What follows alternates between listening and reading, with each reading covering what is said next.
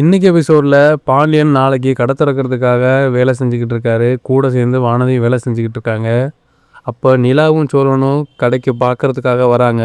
இப்போ வானதி பாண்டியனுக்காக வாங்கி வச்சிருந்திருக்க கிஃப்டை எல்லாரும் முன்னாடியும் எடுத்து காட்டுறாங்க.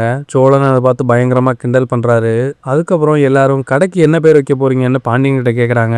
பாண்டியன் அதுதான் எல்லாருக்கும் சர்ப்ரைஸ், நாளை வேணா வெயிட் பண்ணுங்க அப்படின்னு சொல்றாரு. எல்லாரும் ஆவலா காத்துக்கிட்டு இருக்காங்க.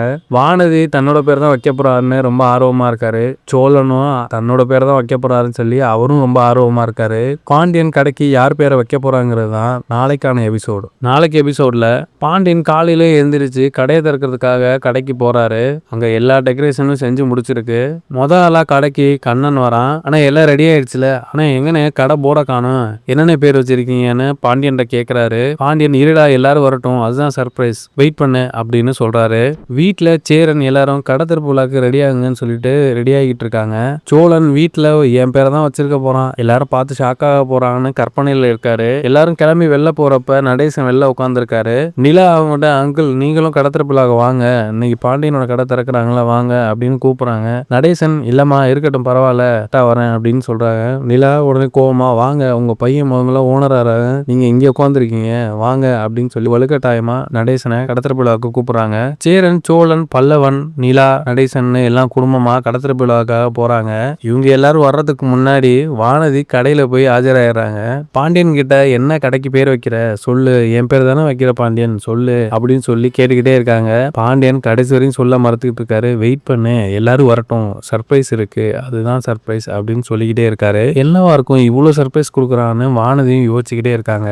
எல்லாரும் ஒன்னா சேர்ந்து கடைக்கு வந்துட்டாங்க. சேரன் பாண்டியன்கிட்ட பாண்டியா எல்லாரும் வந்துட்டாங்க, இனி யாரும் வர வேண்டியது இருக்கா, இல்லைன்னா டக்குன்னு ஆரம்பிச்சிரு, நல்ல நேரம் முடியறதுக்குள்ள ரிப்பனை கட் பண்ணிடுவோம் அப்படின்னு சொல்றாரு. சோழன் அதுக்கு இடையில இருந்து கடை பேரு என்னன்னு தெரிஞ்சாதானே, ஃபர்ஸ்ட் கடை பேரை சொல்லுங்க, அதுக்கப்புறம் ரிப்பனை கட் பண்ணலாம் அப்படின்னு சொல்றாரு. பாண்டியன் இந்த இருங்க வரேன் அப்படின்னு சொல்லிட்டு நேம் போர்டை எடுத்துட்டு வராங்க. நேம் போர்டை எல்லாரும் குறுகுறுன்னு பாக்குறாங்க. யார் பேர் வச்சிருப்பான் என்ன பேர் வச்சிருப்பான் அப்படிங்கிறது எல்லாருக்கும் ரொம்ப ஆவலா இருக்கு. பாண்டியன் நிலாவை கூப்பிட்டு அண்ணி இங்க வாங்க, இந்த நேம் போர்டை ஓபன் பண்ணுங்க அப்படின்னு சொல்றாரு.